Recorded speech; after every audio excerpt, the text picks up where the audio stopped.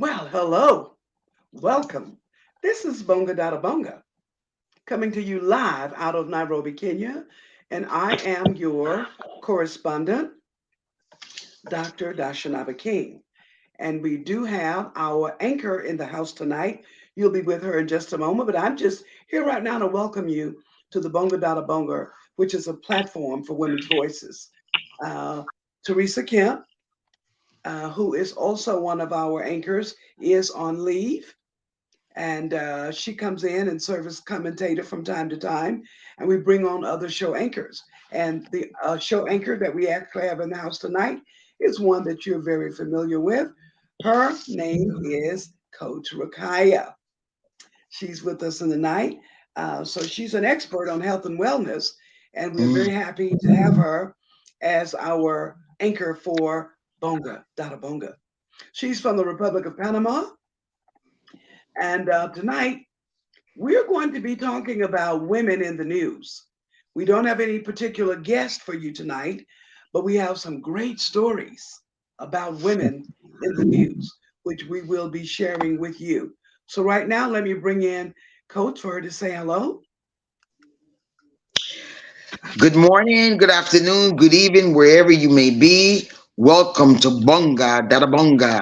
Speak, sisters, speak. Back to you, Queen. All right, thank you for that. Happy again to have uh, her in the studio tonight as the co-anchor with Bonga Dada Bonga. And we've already stated to you what's going to be on show for tonight, but we just want to tell you a little bit about who we are. I want to give some shout outs right now to Chief Salaga, Chief Hatsu, Chief Lamayi, Nana, Gadamore, and Aisha, all tuning into Queen Mother's, all tuning into Bonga Dada Bonga. And they're out of Ghana. We have Sissy, Ernestine, and Principal Malungu in Namibia.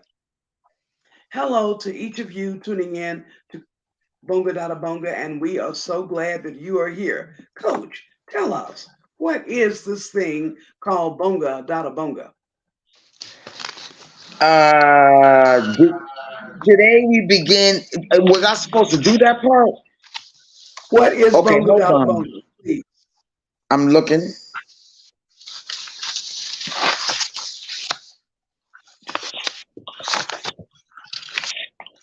I might be missing a page. Sorry about that. So, I Bonga might. Dada Bonga is a new platform for women's voices. It's a site, it's a point of space that strives to amplify voices of women and survivors who've been historically silenced. Did you find it? No, Bonga ma'am. Dada Keep Bonga going. joins a growing list of service organizations and supporters of women causes in countries across North America, Latin America, the Pacific Rim, and of course, Africa. You are going to hear phenomenal, extraordinary, even heartbreaking stories of some of the most courageous, powerful, and inspiring women, girls, and of course, we also have men on the show. But there, you're going to meet some great people on the Bonga Dada Bonga show. Each and every one of them is a superhero. And at Bonga Dada Bonga, we're honored and proud to share their colorful biographies, their experiences, their narratives, their testimonies, and their stories with you. So now we're now going to talk about why Bonga Dada Bonga is important. Coach, are you ready? Bonga Dada Okay. Bonga. Go ahead, Queen. Bonga Dada Bonga is important to dispel the myths and misconceptions about what women roles are, what women can do, and in fact, what women around the globe are already doing. It's an excellent opportunity to generate visibility, familiarity, understanding, comprehension, realization, and also support for women's aspirations, of which we know that there's many, many, many, many, many. And also, it helps to promote awareness by raising awareness raising about women in many cultures. And we do know that we come from a diversity of cultures in Namibia, South America, Ukraine, Israel, Kenya, and also other countries. We thank you Those of you tuning in this evening to Bonga Dada Bonga, which is a new platform for women's voices, we come on live to you every Thursday, 12 noon New York time, 7 p.m. East Africa time. So, how does Bonga Dada Bonga work? Well, various women in leadership roles and influencers will moderate as hosts for the sessions. They will interview the guest. They will even have discussions with the guests. They'll speak on news events and address the current state of affairs and trends. The co-hosts, the co-anchors, are from a colorful spectrum of journalists, campaign managers, activists, political analysts, political analysts, women organizations, political scientists. There are even people who are health and wellness professionals, publicists, educators, and they will deliver their opinion, their commentary, and analysis on the matters at hand. Now, let's turn our attention to some headline news. Coach? Today we begin with our celebration of Mother's Day tributes, and we have a young go-getter, innovative entrepreneur. Please greet the audience, everyone. If no one is here, Excuse me, hello. excuse me, Coach. That's not the script for today. But that's what I was Did you sent. Go ahead, go ahead. headline news? Um, The 2020, Go ahead, Dashanaba. I have the wrong script. then whatever you got is not what I sent you today. Okay.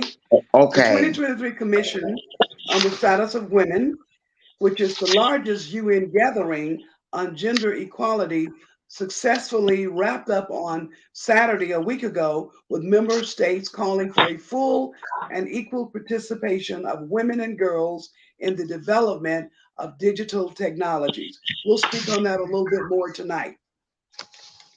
At Japan's airbase in Okinawa, the roar of F-15 fighter jets dwarfs the sound of commercial planes that share the same runway. Three jets take off. Coach, please put on your mute yourself because I hear every page you're turning. I apologize. Three jets take off, one after the other, to start the day's training. Mostly the scenarios involve combat and aircraft interceptions. Some have gone on real life scramblers, okay? Some have gone that way. And these routine exercises have taken on a new sense of urgency, according to Lieutenant Colonel Tanaka. We're very nervous, he says. We've been facing airspace violations of Japanese territory every day. Chinese activities have expanded in number and in quality. They involve UAVs, which are drones, bombers, and reconnaissance planes. There are many active aircraft carriers in this area. Okay, our next piece of news for tonight is officials in Colombia say four children are missing since there was a plane crash in the jungle. However, the children have been found alive, and it's been more than 2 weeks. Their mother and the other adults who were on the plane, unfortunately, were killed in the crash.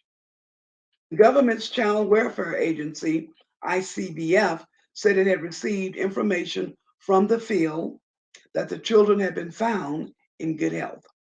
A pilot said he had also been told the children had been found by indigenous people who live deep in the rainforest. Soldiers who were taking part in the search have yet to see the children for themselves. The Cessna 206 light aircraft that had been and was flying from Aracacuca, deep in the Amazon jungle in southern Colombia, to San Jose when it disappeared all of a sudden on May 1. Its pilot had earlier reported engine problems after a huge search effort involving more than 100 soldiers. The plane was finally located on Monday, 2 weeks after the plane had disappeared. The bodies of the pilot, the co pilot, the 33-year-old mother, the four children were found at the crash site in the Caqueta province. May their souls rest in peace. An Islamic State supporter behind the deadliest terror attacks in New York since 9/11 has been told he will die in prison, serving multiple life sentences. These people were killed, 8 of them were killed when he drove a truck at pedestrians and cyclists on a Manhattan street. This happened back in 2017. He was given 10 life sentences, 8 of which run consecutively, plus another 260 years, and he will never be released. As he was sentenced, he was told that he had destroyed so many lives, but he showed no remorse during the actual trial. When he was confronted by the victims' families and survivors in court, the judge noted that his sheer unrepentant nature during his sentencing on Wednesday. Now 35 years old, this gentleman used a rental truck to attack cyclists and pedestrians at random on downtown Manhattan's west side on the evening of Halloween 2017. As he as he performed these deadly acts, he shouted out, "God is great," in Arabic, and was shot by police as he emerged from the vehicle. He hoped the atrocity would earn him membership of the group, which was where a previous hearing was told. On to more news. Ukraine war.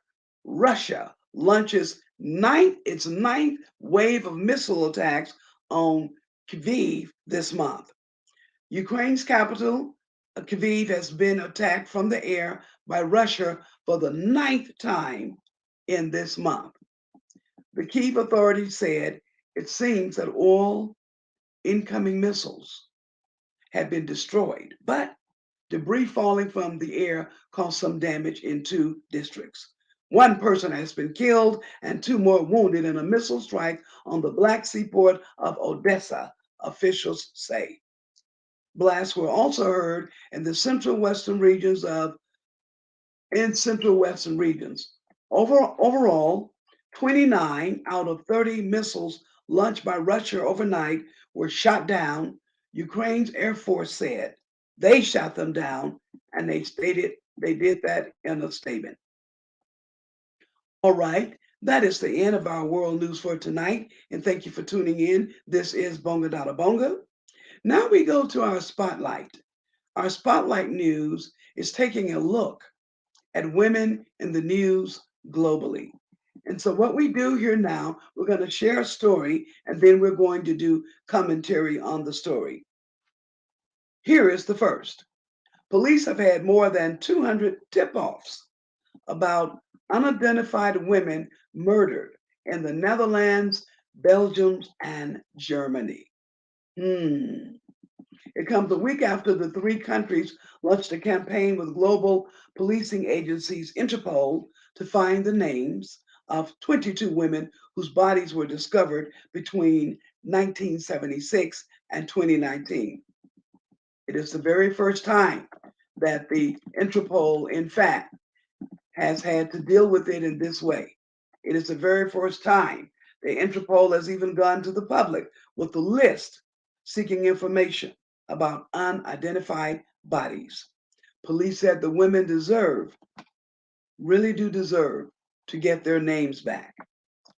The information we're receiving now gives us hope for several cases, they said. And these cases, every tip makes a difference for the next of kin of the victims, said the Dutch police official. Okay. Police say they were following up on 122 potentially useful tip-offs for the cases in Germany. There were 55 in Belgium and 51 in the Netherlands. Information that they've received so far includes the possible names of victims and potential leads about clothing and jewelry the women were wearing. Now, before we move on to the next article, we want to talk about this for a moment. The fact that you've had a hundred and they've had 122 useful tips, but over 22 women have been missing in these regions of the world. And the Interpol, for the first time, is making contact with the public to find out more and deal with those who have saw to it that these women were killed. I remember years ago living in America, I believe I was a teenager at the time, there was a slew of Black women who were being killed in Atlanta, Georgia. And the police were very concerned. It's like every time they turn around, they found another body, and they found another body, and they found another body. They continued for years. Eventually, they did find a man. They did send that man to court. That man was sentenced to life imprisonment. I believe his name was Wayne Williams. And it seems like it came out later that he, in fact, was not the one who killed those women, but he served a lot of time. Thank you for tuning in to Bonga Dada Bonga. We're right now in the part of our show that deals with women in the news, and we're talking about women in the news. We go now with you to the um, very next item. Women's charity have found that many women over 50 feel that they are invisible and overlooked. Miss Liz Clemens of the BBC News is the one who covers these stories for us. Women over 50 in Wales face multiple forms of discrimination in the workplace. And this is according to a woman's charity there. They say they have research that have found that women in that part of the world feel invisible and overlooked. The report found women face issues such as pension pay gap and a lack of understanding of menopause symptoms. And these women are now calling for better awareness of gender ageism, menopause support, and flexible working policies. One of the ladies says, I couldn't remember the names of people or what I did yesterday. Women were forced to black market for HRT. The thought of running out of HRT is terrifying. So the findings from this woman's group in China includes menopause stigma. Menopause stigma prevents women from having conversations with managers and colleagues about their needs. Interesting. Menopause stigma. Consultant gynecologist Miss Nadia Hikari began planning her resignation after suffering brain fog. And with the brain fog, she had a lack of concentration, and she was only 44 years old. She says, I feel like I just can't struggle like this anymore. She said she couldn't think straight. She wasn't thinking. She wasn't sleeping. And she just felt like it was easier for her to just leave. Easier to just leave simply means that she was even considering taking her life. She said she couldn't think rationally. She thought she was suffering with dementia, but it's really called perimenopause. Perimenopause. And that's the time where the body starts transitioning to menopause. Despite often women going through it, she had never considered that this was her issue. She says, I genuinely thought that I was suffering from dementia. Uh, she was 44 when all of this menopausal state started happening with her. But now she's 51 years old, and she says that she felt she could be a risk to people because she didn't understand what was going on. Menopause affect women in different ways. This particular lady says there is nothing that had prepared her for what she was going to. So she decided to give resignation plans to resign from her job. And then one of her colleagues asked her if she knew about Mary perimenopause. Perimenopause. Now, this lady was a gynecologist, and she said she looked after women with menopause all the time.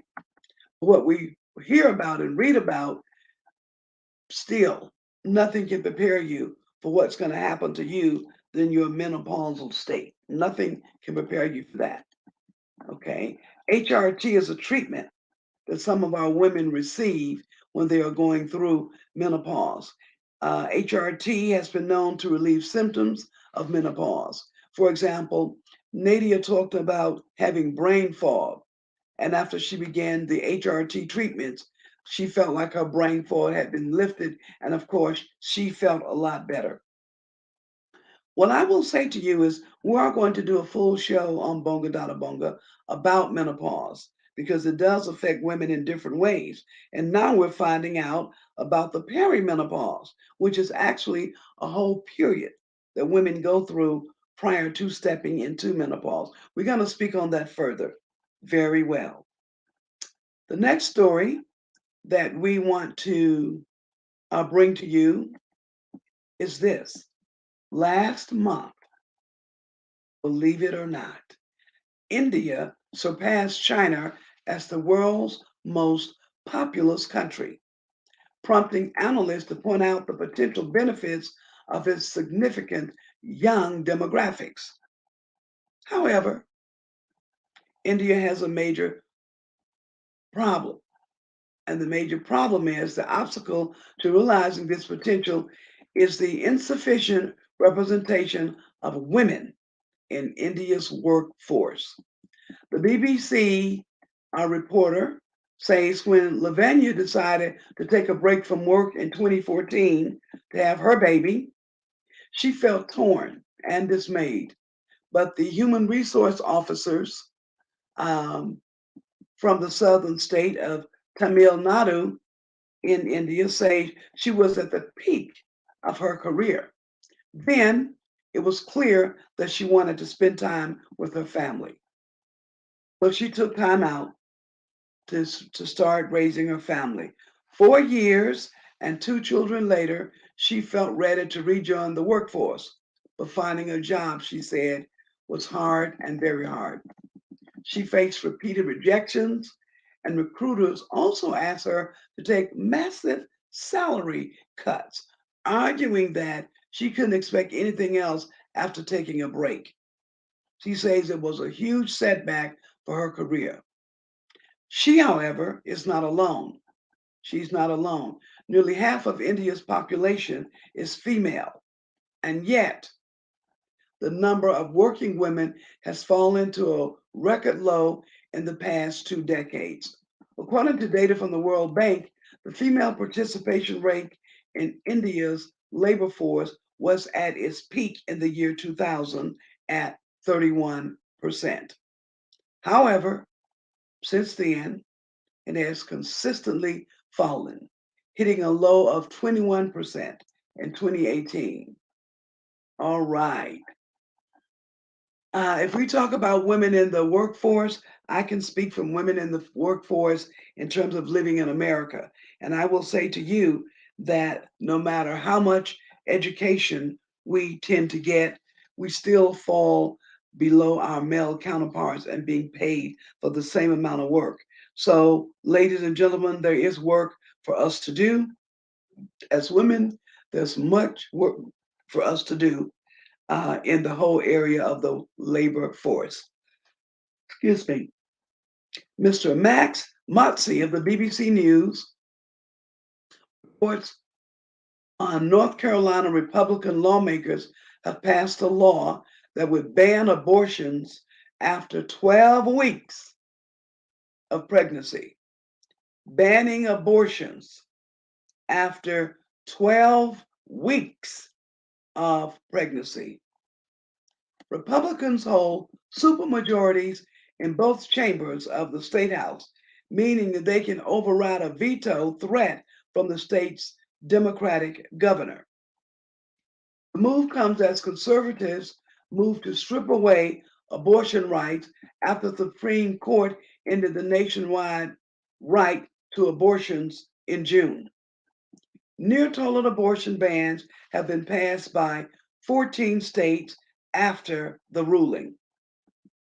Currently, abortion is banned in North Carolina after 20 weeks of gestation. The Care for Women, Children, and Families Act was passed by the state Senate 29-20 along party lines on Thursday, one day after the State House of Representatives passed it along similar party lines. Protesters shouting abortion rights now, abortion rights now, abortion rights now is what the protesters were shouting one day after the House representatives passed it along similar party lines.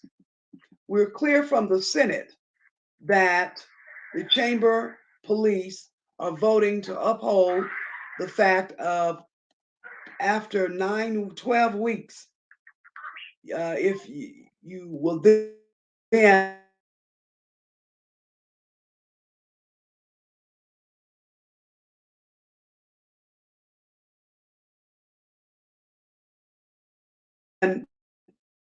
be allowed, you will not be allowed to have a child after the 12. This bill has nothing to do with making women safer. This bill has to do with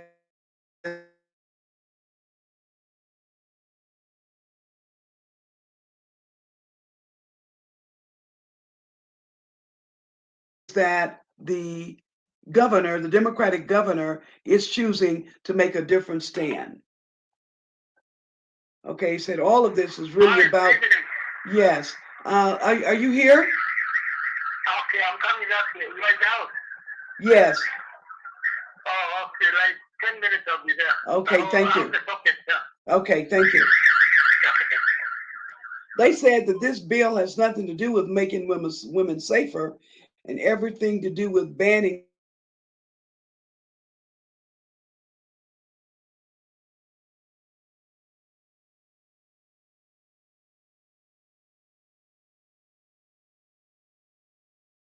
their reproductive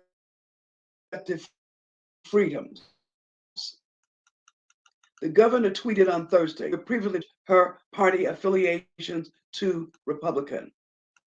Congresswoman Tricia Cotham voted in favor of the bill after promising last year to continue to be a strong record of defending the rights of a person to choose. Despite the Republican supermajority, Governor Cooper on Thursday tweeted, "We only need one Republican in either the House or the Senate to help sustain the veto of this dangerous abortion ban." And he began to appeal to voters to hold lawmakers that campaign on protecting abortion across being more accountable. Speaking to CNN, he said he would work to cover the next week to try and gather support to uphold the ban. Now, it's interesting that medical providers refuse, medical providers have the right to refuse an abortion on moral, ethical, or religious ground. And it will also require a doctor to examine a woman in person before prescribing abortion inducing medications. And it will ban people from mailing the drugs to a pregnant person.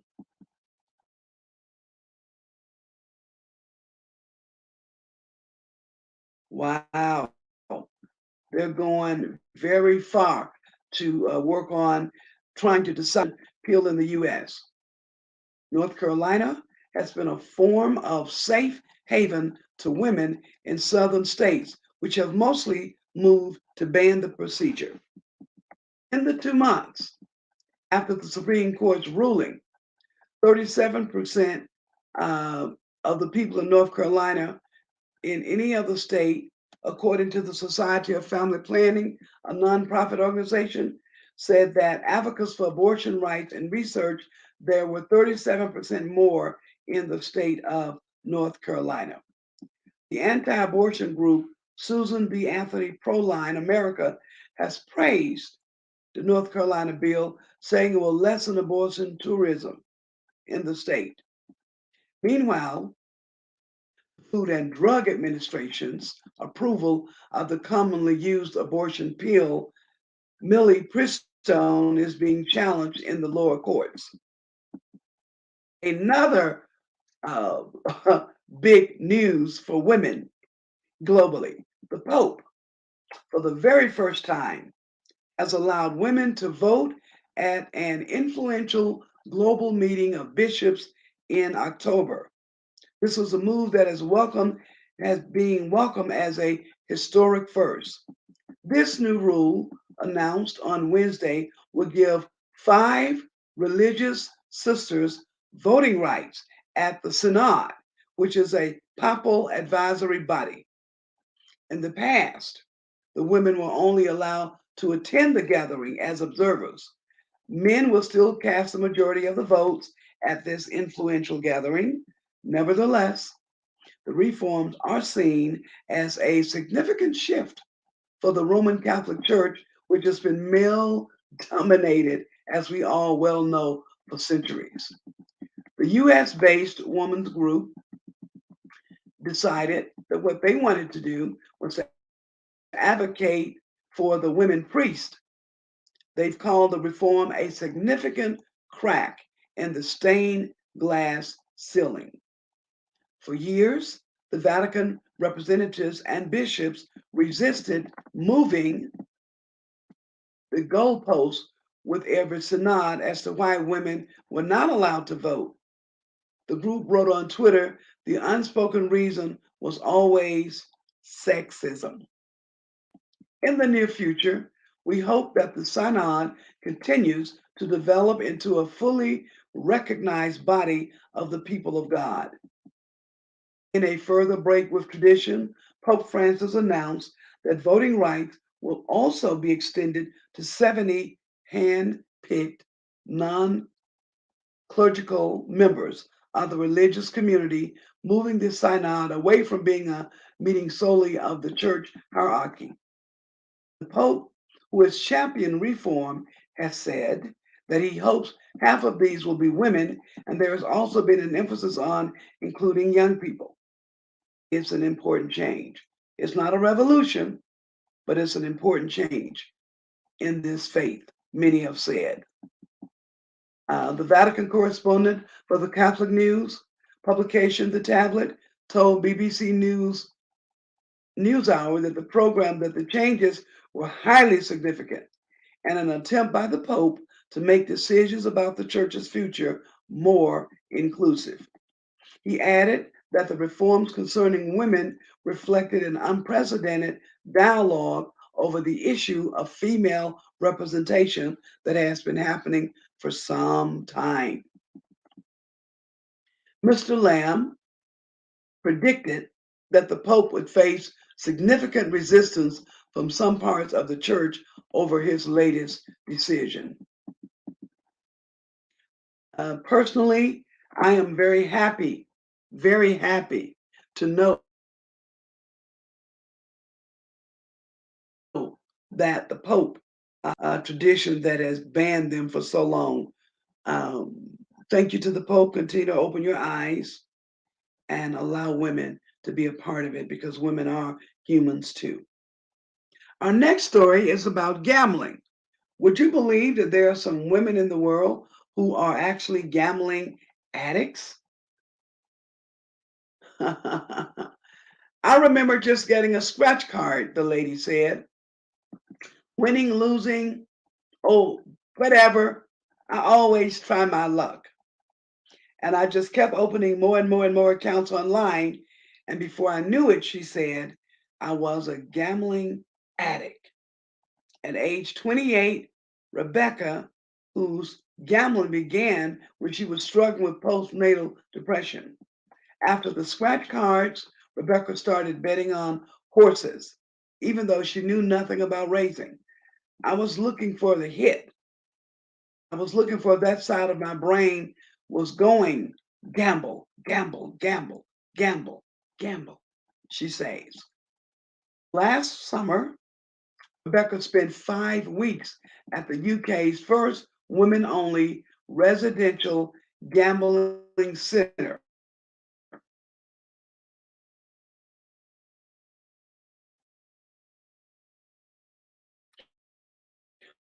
where addicts who have hit rock bottom got a chance to turn their lives around. BBC exclusive access to the center, an unassuming terrace house in Birmingham. Betting limits for under 25 years old, they said. There's her to be away from her children for so long, but since leaving the clinic, she says she hasn't gambled. That Rebecca stays away from the gambling. She says relapsing for her isn't an option. Okay. In a letter of desperation, like Rebecca, gambling completely took over 34-year-old Caroline's life too. She once spent about 30,000 pounds online in 3 months gambling.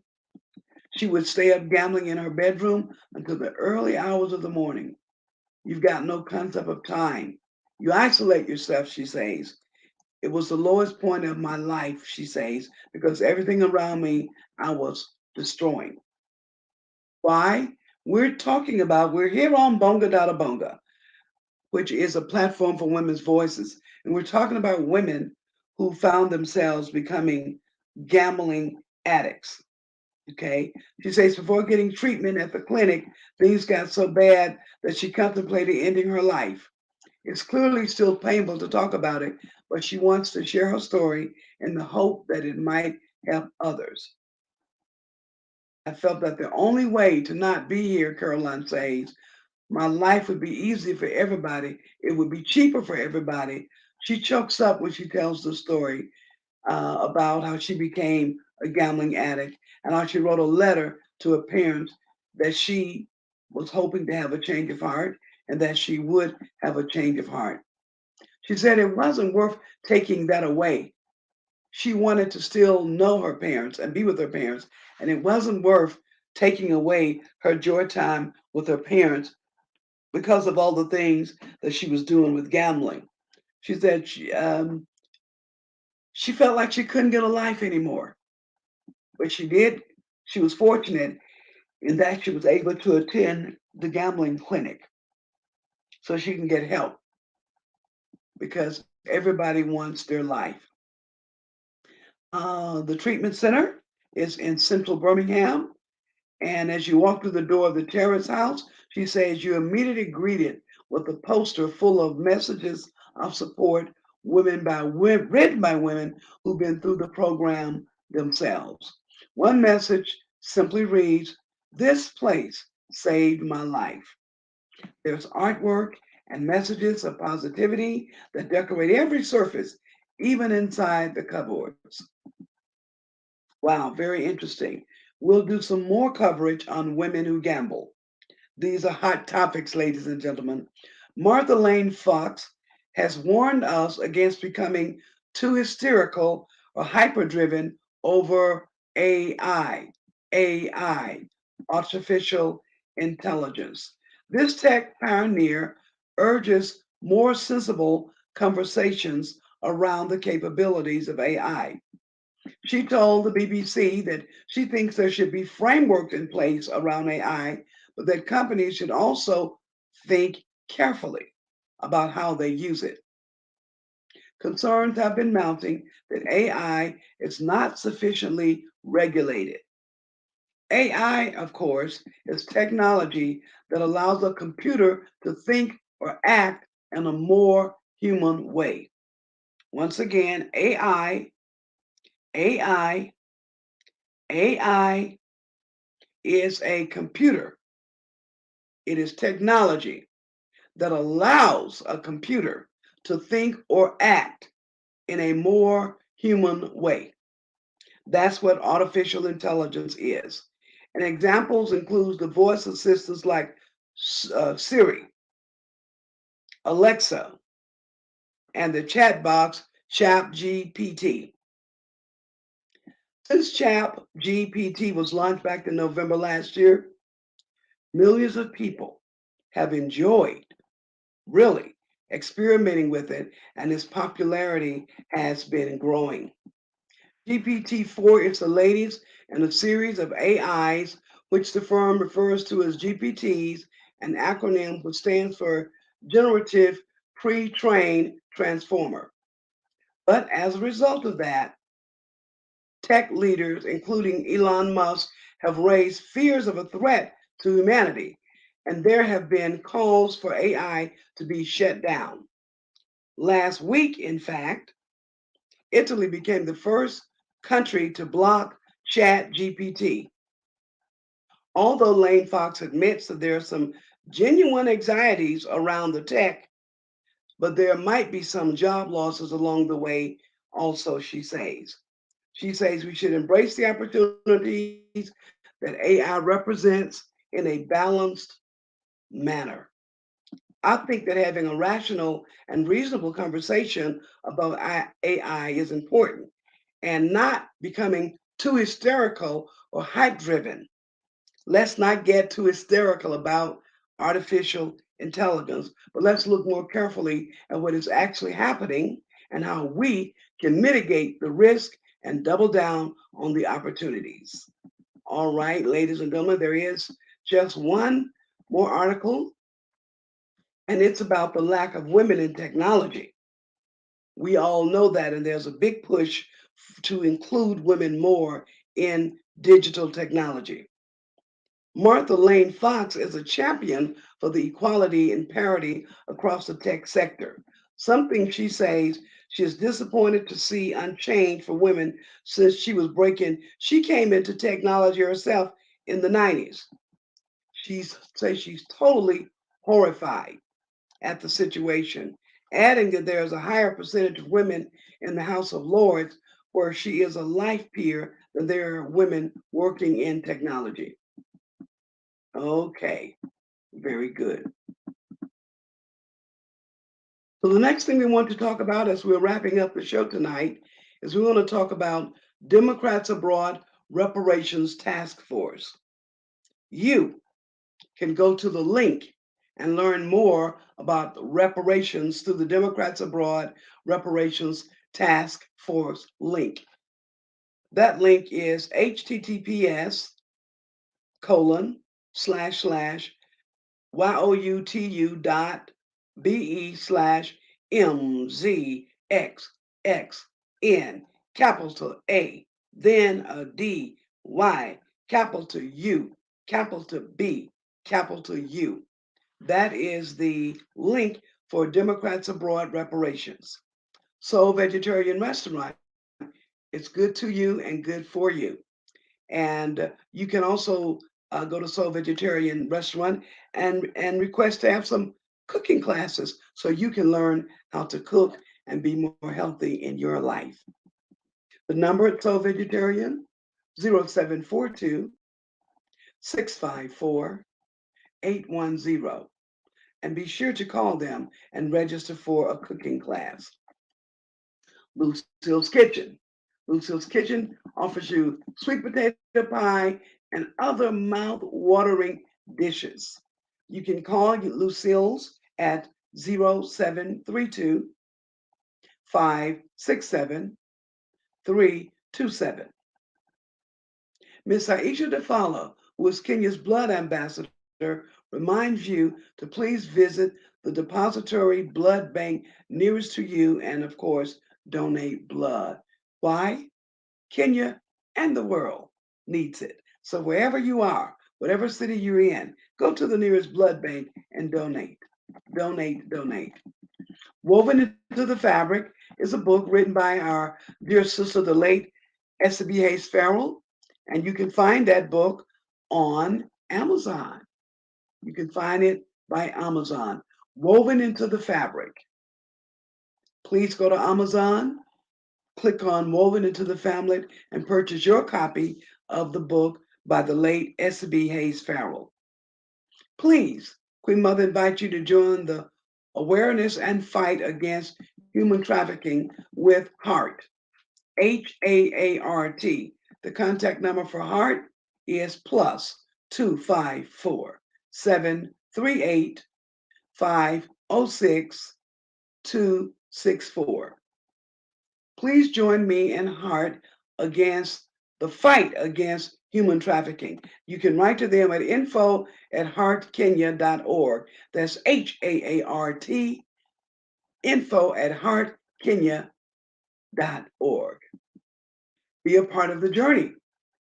A few weeks ago, we had in Nairobi, Kenya, a young lady by the name of Vanita. And Vanita, for the first time, is touring Africa. And she is touring 12 different countries. She started with Kenya. And you can follow her on the journey. Vanita Discovers Africa 365. Vanita Discovers Africa 365. And follow her. We invite you to try out the BF Suma supplements by calling 0796 509 965 to place your order for BF Suma supplements. We also invite you to check out the Queen Mother Speak Show every Wednesday live at 10 a.m. New York time, 5 p.m. Kenya time. Please go to facebook.com/Queen Mother Speak. Facebook.com/Queen Mother Speaks. The Diabetes Peer Support Group every Tuesday, 7 p.m. Eastern Standard Time. We thank you for tuning in to Bonga Dada Bonga. We like to give you a closing quote, which says, "The earth provides enough to satisfy every man's need, but not every man's greed. The sun does not forget a village just because it is small. Look after the land, and the land will look after you." Once again, this is correspondent Dasha Navakin on Bonga Dada Bonga. Please tune in with us again on next week for another edition of Bonga Dada Bonga. Thank you very much. We end the show at this time. This is Bonga Dada Bonga. Tune in every Thursday live at 12 noon New York time, 7 p.m. Kenya time. Bonga Dada Bonga, Bonga Dada Bonga, Bonga Dada Bonga Dada Bonga Dada Bonga, Bonga Dada Bonga, Bonga Dada Bonga, Bonga Dada Bonga Dada, Bonga Dada Bonga.